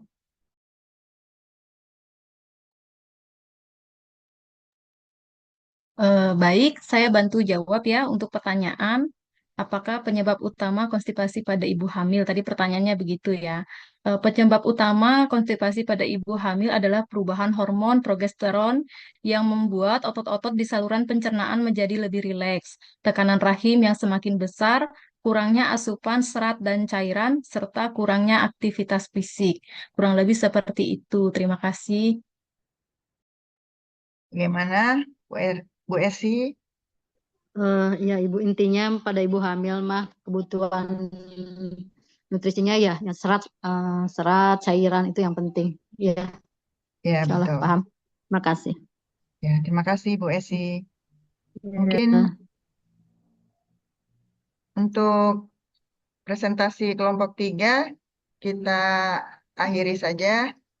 Kita kembalikan kepada narasumber dosen kita, Ibu Eka Yanti, mungkin ada tambahan. Sekian, terima kasih. Mohon maaf atas segala kekurangan dari kelompok 3. Wabillahi taufiq wa hidayah. Wassalamualaikum warahmatullahi wabarakatuh. Ya, baik. Warahmatullahi wabarakatuh. Pemaparan dari kelompok 3 dengan judul kasus konstipasi, ya. Jadi ada beberapa obat yang dianjurkan atau beberapa obat yang boleh diberikan untuk ibu hamil yang mengalami konstipasi berdasarkan dengan anjuran dari bidan atau dokter, ya. Jadi jangan memberikan obat kepada ibu hamil tanpa anjuran, karena biasanya kan sekarang kan ibu hamil ngeyel, ya, ibu-ibu. Banyak ibu-ibu hamil yang merasa bahwa kalau saya susah BAB gampang kan, sudah banyak apotik-apotik, beli aja di apotik, ya. Biasanya kan gitu ya pasiennya, banyak yang beli obat di luar tanpa resep dokter atau anjuran dari bidan atau dokter, ya. Kemudian apa yang menyebabkan terjadinya konstipasi, ya. Tadi sudah dijawab bahwa kurangnya asupan, ya, asupan nutrisi oleh ibu hamil, makanan serat, ya, harus dikonsumsi banyak makanan serat. Kemudian ibu hamilnya juga harus olahraga ringan lah, ya. Jadi biasanya kan ibu hamil biasanya ibu hamil tuh kalau merasa merasakan emesis, ya, itu lebih banyak baring, ya. Sebenarnya untuk emesisnya sendiri juga bisa dicegah dari awal, ya. Bukan hanya dari pemberian tablet Fe, asam folat, zat besi dan lain-lain, tetapi ibu hamilnya juga harusnya dapat mengimbangi, ya. Jadi ibu hamilnya jangan merasa bahwa dinikmati trimester pertamanya, ya, tapi harus diimbangi. Misalnya tadi dengan olahraga ringan, begitupun dengan ibu hamil yang mengalami konstipasi, ya. Untuk menghindari terjadinya konstipasi, ya, harus konsumsi tinggi serat, ya, nutrisi yang cukup, kemudian olahraga yang ringan, ya. Kapan sih ibu hamil tuh biasanya mengalami konstipasi? Itu biasanya dialami pada ibu hamil trimester pertama atau biasanya dialami pada trimester ketiga, ya. Tapi lebih sering-sering dialami oleh ibu hamil yang trimester ketiga. Kenapa? Karena perkembangan usus, ya. Penekanan vena ke usus itu yang menyebabkan susah untuk BAB, ya. Jadi itulah tadi pemaparan dari kelompok 3 kasusnya tentang konstipasi. Nah, sebelum menutup pertemuan kita hari ini, saya ada pernyataan lagi untuk contoh-contoh soal UKOM, ya. Pernyataannya itu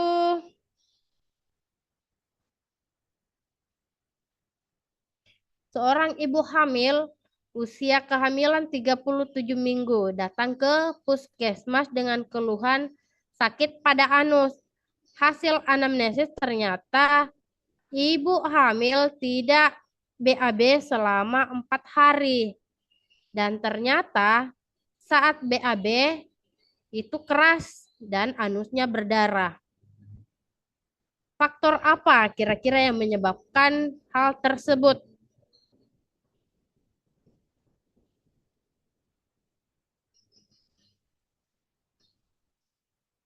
Ya, silahkan ibu-ibu.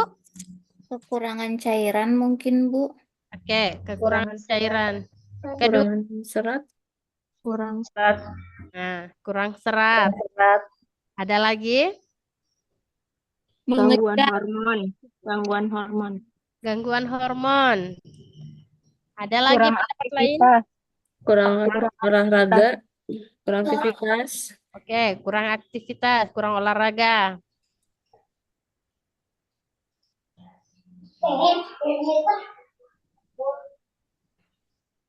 Mengejan terlalu kuat ya, Bu. Mengejan terlalu kuat. Oke. Ada lagi, Bu? Efek samping dari tablet FE juga, Bu. Efek samping tablet FE. Oke.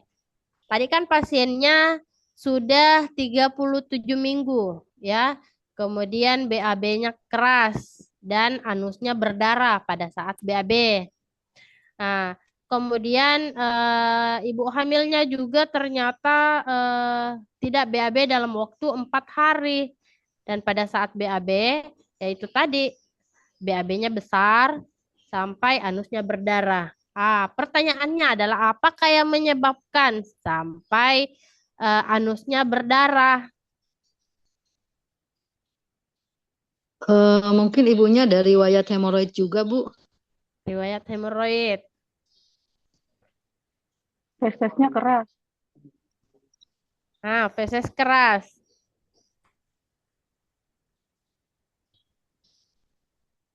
Ya. Jadi jawabannya yang paling tepat itu adalah ibu hamil tersebut mengalami konstipasi. Ya.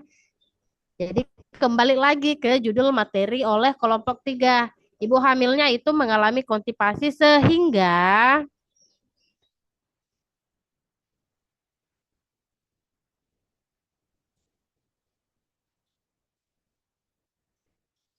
ya. Jadi ibu hamil tersebut tadi mengalami konstipasi. Nah, dari konstipasi ini menyebabkan terjadinya hemoroid. Ya. Jadi ibu hamil yang berpotensi mengalami konstipasi itu adalah ibu hamil pada trimester ketiga karena penekanan vena oleh usus yang semakin hari semakin membesar, ya.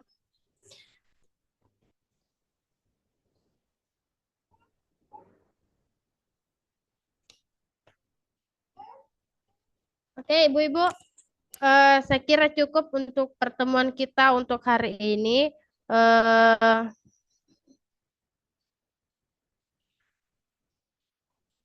Kapan lagi, Bu, ada jadwalnya? Minggu depan, Bu. Minggu depan ya. Di Sabtu depan juga jam 12.30. Oh ya, dengan waktu yang sama. Oke, jadi kita ketemu kembali minggu depan dengan materi yang berbeda. Jika ada beberapa atau mungkin ada ibu-ibu yang ingin konsultasi atau ingin belajar soal-soal UKOM, kita bahas bersama, boleh WA ke saya. Tentukan saja waktunya kapan, karena pastinya ibu-ibu nanti akan menghadapi soal-soal UKOM, ya. Jadi sengaja saya latih untuk menggambarkan kembali soal-soal tersebut sesuai dengan teori, dan saya yakin bahwa ibu-ibu semua pasti tahu, ya, sudah tahu karena sudah hatam menghadapi beberapa masalah di klinik, di puskesmas, ya, ibu-ibu, apalagi ibu-ibu senior ini, ya. Ibu, ya, saya kebetulan saya ini baru beberapa tahun menjadi dosen, ya. Mungkin ada beberapa ibu-ibu di sini yang senior, ya. Banyak saya lihat ibu-ibu di sini yang lebih senior dari saya, sudah memiliki pengalaman puluhan tahun, ya, sudah menghadapi beberapa banyak pasien dengan kasus yang berbeda-beda, ya. Oke, sebelum saya akhiri, saya mau ambil bukti dokumentasi dulu sebagai absensi, berhubung karena e-learning yang disiapkan oleh kampus, e-learning saya lagi bermasalah, jadi saya minta untuk ibu-ibu dibuka kameranya, ya, senyum cantiknya. Saya mau ambil bukti dokumentasinya dulu, ya, sebagai absen. Oke, silakan Ibu Leni buka kameranya. Ibu Esi, Ibu, ini siapa ya yang iPhone? Silakan diubah dulu namanya, Bu.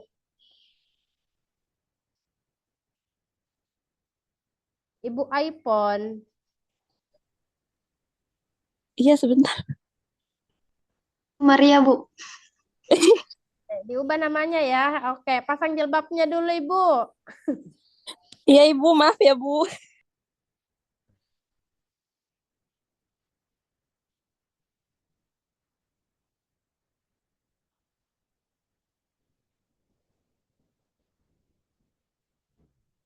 Oke, saya ambil dokumentasi ya, Bu ya. Oke, 1, 2, 3.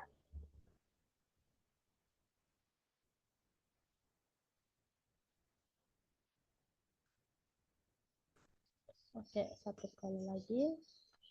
Banyak ya, 60 orang. Oke, satu kali lagi ya. 1, 2, 3.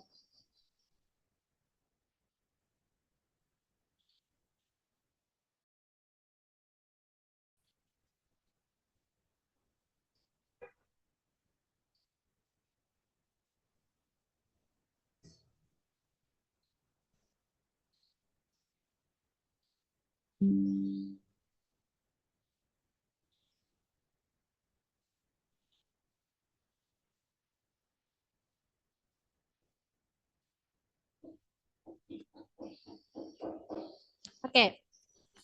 Ya, cukup untuk pertemuan kita hari ini ya, Ibu ya. Mohon maaf jika ada salah kata. Di sini saya hanya mengerahkan ibu-ibu, mengingatkan kembali teori-teori yang sudah dipelajari. Mohon maaf sebelumnya. Saya akhiri dengan ucapan wabillahi taufik wal hidayah. Wassalamualaikum warahmatullahi wabarakatuh.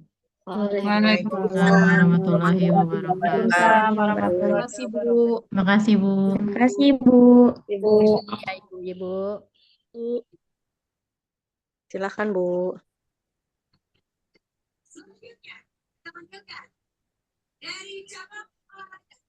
Untuk nama dosennya siapa ya? Di sini nggak ada. Kak, belum absen ini karena nggak tahu nama dosen ya. Jadinya apa ya? Lagi dikonfirmasi dulu Nggak ya, Kak. ada ya? Lagi dikonfirmasi dulu, Kak, sebentar. Oke. Soalnya nggak ada di absen.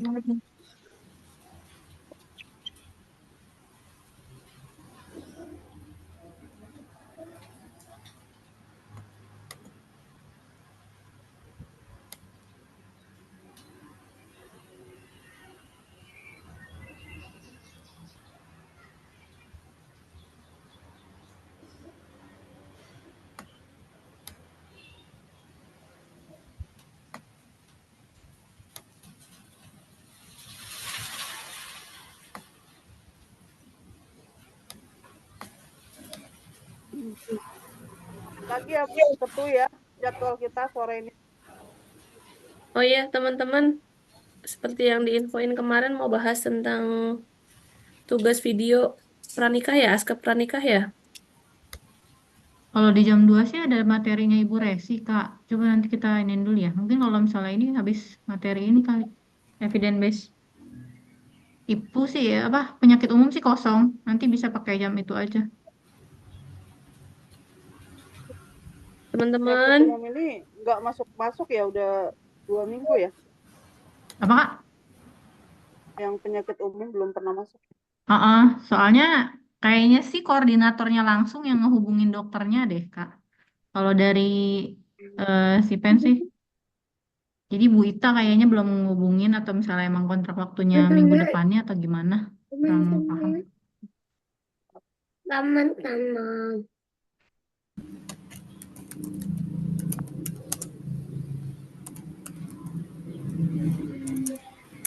Ibu Ibu Resi belum itu ya.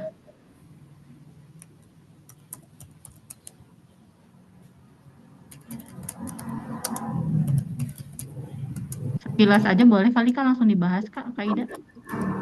Oke. Sambil nunggu Ibu Resi. Iya, jadi kemarin kan info dari dosennya untuk Aska Pranikah ini tugasnya dikumpulin Sabtu depan nih ya. Berarti kita punya waktu 1 mingguan. Nah, tugasnya memang cuma 1 video, tapi mintanya yang menarik. Nah, kalau kemarin sepintas nih aku baru kepikirannya untuk dibagi 2 kelompok aja.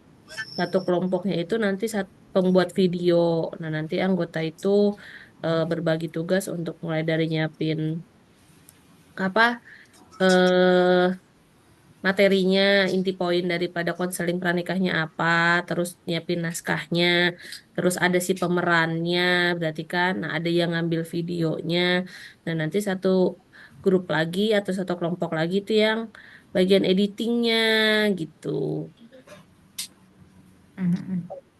Nah, kira-kira gimana nih gitu kan? Soalnya cuma 1 videonya, tapi mintanya yang bagus.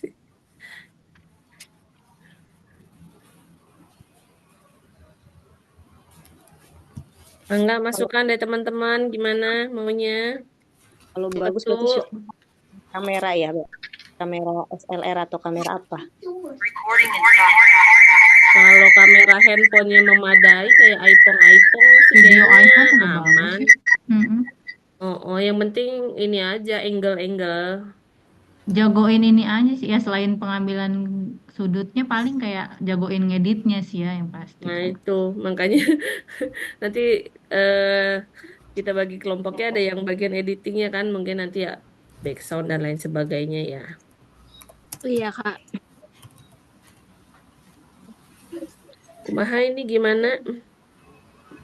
Kalau dibagi 2 kelompok itu aja gimana? Bersedia nggak? Bersedia. Boleh sih Kak, maksudnya jadi kayak kita punya cadangan gitu kan. Jadi nanti dari 2 itu ya kalau misalnya emang diharuskan ngambil 1 video ya nanti pilih aja di antara 2 itu.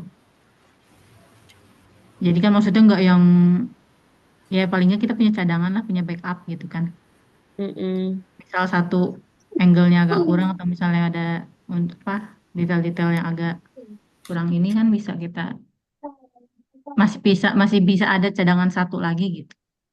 Kemarin tuh ada berapa kelompok sih Bu Ketu kita tuh? Yang mana? Udah tuh 4, 5. 4 ya, 5 ya. Kebanyakan tugas. Maksudnya kalau yang kemarin dibagi 4 kelompok udah aja gitu, 1 kelompoknya berarti kelompok 1, 2 jadi jadi kelompok 1 Aska Pranikah, kelompok 3, 4 jadi kelompok 2 Aska Pranikah gitu digabung. Biar nggak boleh ya aja. biar nggak usah ini lagi. Nah nanti terserah, nanti tinggal ini deh Suwit apa gimana nih yang bagian bikin apa ininya apa untuk bagi-bagi siapa yang mau jadi artisnya, siapa yang mau jadi editingnya ya disesuai kelompok itu aja ya. Bisa aja. Saran aku mah kalau misalnya emang ibaratnya buat yang eksekusi gitu, maksudnya buat yang di depan kamera, itu yang ibarat kata satu tempat kerja atau misalnya 1 lingkungan yang dekat lah gitu kan. Nah itu udah, pokoknya tugas mereka adalah di depan kamera. Jadi Nah, nanti buat artisnya yang ya. kita nih, yang buat kita yang di jauh gitu ya, yang di belakang, boleh mungkin bagian edit kah atau misalnya mungkin bagian apakah gitu. Iya Karena gitu. kan lebih enak kalau misalnya dia langsung gitu kan, ketemu langsung gitu ya. Lebih enak gitu kerjasamanya. Ya udah Kayaknya dibagi 4 berarti kelompok. gitu ya, yang itu yang kelompok mana yang dibagi 4 kelompok ya Bu Ketu? Saya lupa saya. Lalu kebanyakan kelompok, yang nanti jadi aktris sama syuting, nanti editing, gitu-gitu ya. Jadi Ada yang nyiapin naskah atau paling nggak mungkin kalaupun nggak naskah inti materinya apa yang mau dibahas gitu, yang mau dikonsultasikan kan, yang mau diangkat. itu kan bersumbernya dulu kan ya. Kan pakai lembar balik ya. Kalau saya kan kebetulan kemarin alhamdulillah ada nih di Puskesmas lembar baliknya. Nah mungkin kalau saya ini tadi udah kelompoknya dulu Bu. Tadi gimana Bu Ketu yang 4 Nah, dulu lagi dicek dulu deh. Saking kebanyakan kelompok. Izin teman-teman. Kayaknya Untuk kasih pembagian maaf Kak Rizky, nanti Bu Ketua. Sok mangga Kak. Untuk pembagian kelompok KK2 udah di-share di grup, minta tolong diisi. Kalau bisa sih, kalau yang udah tahu nih temennya yang berdekatan mungkin bisa digabung ya. Mungkin nanti dari situ bisa dipakai kelompoknya kali ya Mbak Ida. Boleh? Boleh aja Soalnya boleh. ada juga beberapa yang udah digabung karena udah tahu ya satu tempat, jadi biar enak. Karena kan proyek KK2 agak lama ya, jadi biar koordinasinya juga lebih mudah. Begitu sih. Boleh. Mungkin Sok menunggu sambil diisi nunggu. dulu kali ya teman-teman ya. Sambil nunggu boleh cek grup Iya. diisi dulu biar mungkin ya siapa tahu habis kuliah selesai kan bisa kita langsung eksekusi lah kalau misalnya udah ada kelompoknya mah. Dicek Kayaknya 4 cek lebih efisien ya. Kenapa? Kelompoknya ya. Apa Kak? Kayaknya kalau Putus? kelompoknya 4 lebih efisien, jadi biar Kalau kelompoknya iya 4, izin kalau kelompoknya 4 jadi lebih dibagi banyak video gitu. kelompok kayaknya bisa lebih efisien. Bukan, jadi sesuai tupoksi gitu. Jadi enggak terlalu setengah kan kalau dibagi 2 setengah-setengah. Jadi enggak fokus tugasnya apa gitu. Kalau mungkin caranya gini kali ya, mungkin ada 4 kelompok. Jadi ada 2 kelompok yang ibaratnya buat depan kamera, ada 2 kelompok yang buat ngurusin belakang kamera gitu mungkin maksud kau ya. Bagian editing. Oh, ya teknis sih, Gitu. lebih teknis ya itu. Maksudnya Iya, jadi kelihatan gitu Kak tugas-tugasnya kali ya Kak Aulia ya. Iya benar. Boleh, boleh. Boleh aja bisa diatur. Coba kita lihat dari yang kelompok KK2 dulu. Kalau misalnya emang maksudnya bisa disamain gitu kelompoknya ya sok mangga. Maksudnya biar nggak kebanyakan kelompok kan. Iya, dan Jadi itu nggak pusing lebih juga. enaknya karena satu tempat kerja yang dekat itu ya, buat ngejar waktunya. Iya, berarti berapa orang? Berarti yang satu tempat kerja minimal ada minimalnya berapa orang dalam satu tempat kerja gitu kan harus dihitung juga dari situ kali Kak. Sebenarnya kalau misalnya untuk berapa banyak orang sih yang di depan kamera juga kan butuhnya paling kayak cuma 3 atau orang. misalnya berapa orang lah gitu ya. Kalau ngelihat ininya 3 itu bidan, calon pengantin pria, calon pengantin wanita. Nah, berarti yang syuting videonya terus yang nyiapin apa alat-alat gitu ya. Apa sih? Properti. Asik, properti. Iya. Properti, Iya, naskah, perintilan-perintilannya lah. materinya. Terus yang ngambil nge-shoot videonya, ya berarti Yang kan ngurusin paling enggak lampu satu gitu kan. ini lighting. Make up enggak? Make up lighting. Kan harus bagus takut kurang cahaya ya. Jadi satu kelompok itu kan ya minimal 7 ya. Iya, Karena minimal kan 7 bagian editing juga kan untuk ngekatnya kan, ngasih tambahan efek sound dan lain sebagainya juga kan kayaknya nggak gampang juga ya. Iya. Kayaknya gitu. Untuk yang editing siapa yang jago editing berkumpul gitu ataupun nanti tektokan via online. Iya. Berarti ini nih kita berpacunya dengan kelompok K2 itu tadi disegerakan.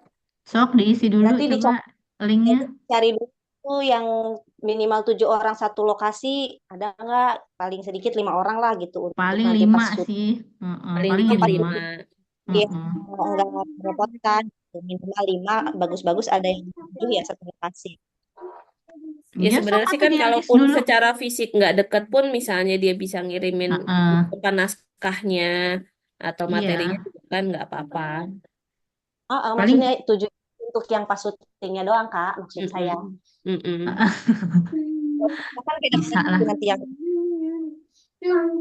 kalau kelompoknya udah ditentuin kan bikin skenario juga ntar gampang lah bisa. Iya. Mau kayak gimana ininya? Iya, kemarin sih itunya cuman kalau bisa propertinya sih kemarin kayaknya di sini tuh cuma selembar baliknya kan ya kayak ya disuruh lembar balik yang kemarin sih Kak. Ya mudah-mudahan sih yang nanti kelompok satu lagi ada tuh si lembar baliknya. Kebetulan kalau saya soalnya di Puskes ada tuh 2020 lagi itunya. Lembar balik. Kirimin Kak. Print juga kayak tugas yang sebelumnya. Enggak, itu emang ini teh dapat dari dinas waktu itu. Jadi emang bener-bener lembar balik. Harusnya di tiap ini ada ya berarti Puskesmas, Iya, idealnya sih Boleh. setiap puskes punya ya, harusnya Kak. Minimal puskesmas lah, mungkin kalau rumah sakit kan di poli ininya ya. Mm-mm. Minimal Maksudnya puskesmas. tadi tugasnya itu video aja apa sama bikin lembar balik juga kayak yang kemarin kita rapat tuh? Enggak video aja, tapi Enggak, di video video itu aja, kita Kak. maksudnya konsultasinya berdasarkan lembar balik. Oh ya siap. Mm-mm. Kalau tugas yang ini cuma video doang. Kalau yang nanti itu bidana keluarga 2, nah itu bikin alat bantunya sendiri. Itu yang di BPM ya kalau bisa ya. Iya, boleh. Hmm.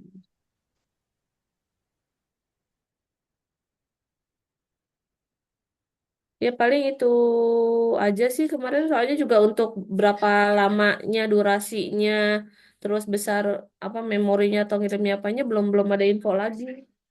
Intinya ibunya cuma maunya videonya yang menarik. Berarti nanti kita tinggal nunggu pembagian kelompok, terus udah gitu tinggal bagi-bagi tugas ya, Kak. Iya, Nanti betul kita eksekusi. Ya berangkat udahlah. dari itu link yang KK2 dulu aja kali Teh. Ya, Kak. Ya. Heeh, betul. Yuk kakak 2, yuk bisa yuk dipercepat. DP-nya Sabtu ya, Bu ya? Hah? Deadline-nya Sabtu, KK2 Sabtu. mah hebat bagi kelompok deadline-nya Desember Teh. Ini minggu depan. Lah iya makanya tapi kan kita berdasarkan itu kan. Nanti mungkin gini, kalau bisa maksimal di hari Jumat video udah jadi, nanti kita tampilin, nah nanti kita rating kira-kira video mana yang mau kita kirim ke dosennya gitu ya. Deadline-nya maju kali hari Kamisnya kali Teh. Kita mau itunya presentasinya kan Sabtu, ya boleh lah mau Kamis sih, syukur-syukur Kamis sudah ada boleh. Sabtu ya, Ya, presentasinya Senin. Sabtu. Senin udah ada. Luar biasa. Amin. Tim gercep. Aduh, pusing kebanyakan tugas, Masya Allah.